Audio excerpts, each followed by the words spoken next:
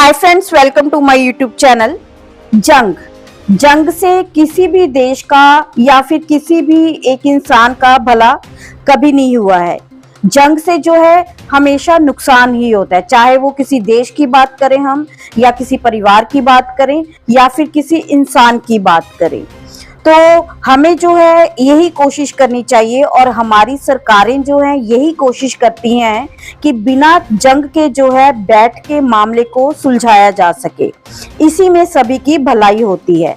इसीलिए कोई भी देश या कोई भी गवर्नमेंट ये नहीं चाहती है कि जंग का ऐलान किया जाए। तो ऐसे ही आज जो है हम ईरान इजराइल जो जंग छिड़ चुकी है उसके बारे में बात करेंगे। ईरान इजराइल जंग से भारत में ये सामान हो सकते हैं महंगे, क्योंकि फंड्स का काफी नुकसान हो जाता है जब कभी भी दो देशों के बीच में जंग लगती है, या फिर हम कह सकते हैं दो परिवारों में या दो इंसानों के बीच में जंग लगती है। तो सेम जो है क्यों महंगाई होती है, पैसे का नुकसान कैसे होता है, आज हम इस वीडियो में जो है ये डिस्कस करेंगे, इस बारे में चर्चा करेंगे। ईरान इजराइल जंग से भारत में ये सामान हो सकते हैं महंगे। तो आइए देखते हैं लिस्ट। इजराइल हमास संघर्ष अब लेबनान सीरिया होते हुए ईरान तक फैल गया है। अप्रत्यक्ष रूप से जॉर्डन और कई और देशों को प्रभावित कर रहा है। पश्चिम एशियाई देशों के बीच जारी युद्ध का असर दुनिया भर के कारोबारी जगह पर हो रहा है। भारत भी इससे अछूता नहीं रहा है।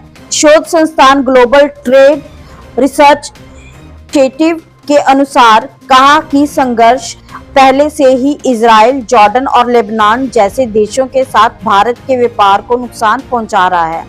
निर्यातकों के प्रमुख संगठन फियो ने कहा है कि ईरान इजराइल संघर्ष में कई तरीकों से विश्व व्यापार और वैश्विक अर्थव्यवस्था को महत्वपूर्ण रूप से प्रभावित करने की क्षमता है। पश्चिम एशियाई देशों को भारत के निर्यात की प्रमुख वस्तुओं में बासमती चावल, मानव निर्मित धागा, कपड़े, रत्न और आभूषण, सूती धागे और कपड़े शामिल हैं। भारत एशिया में इजराइल का दूसरा सबसे बड़ा व्यापारिक साझेदार है। हालांकि द्विपक्षीय व्यापारिक व्यापार में मुख्य रूप से हीरे, पेट्रोलियम उत्पाद और रसायन हावी हैं।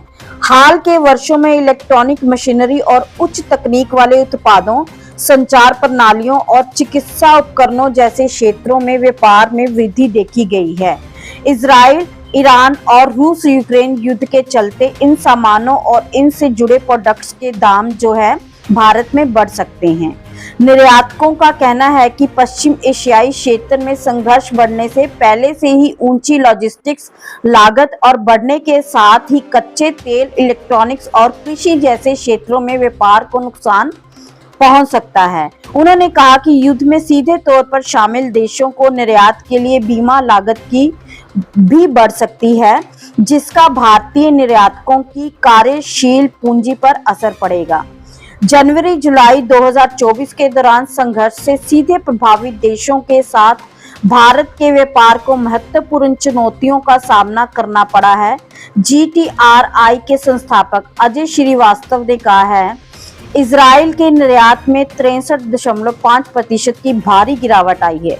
इसके असर से जॉर्डन में 38.5% की गिरावट देखी गई है और लेबनान में 6.8% की कमी आई है।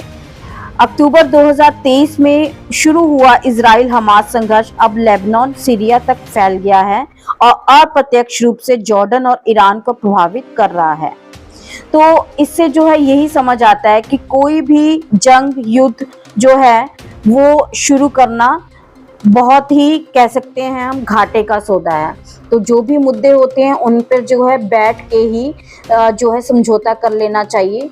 तो अंत में जो है आपको ये इन्फॉर्मेशन कैसी लगी कमेंट करके ज़रूर बताएं, और अगर आपको ये इन्फॉर्मेशन यूज़फुल लगी तो प्लीज़ मेरे वीडियो को लाइक करें, चैनल को सब्सक्राइब करें और वीडियो को शेयर करें। धन्यवाद।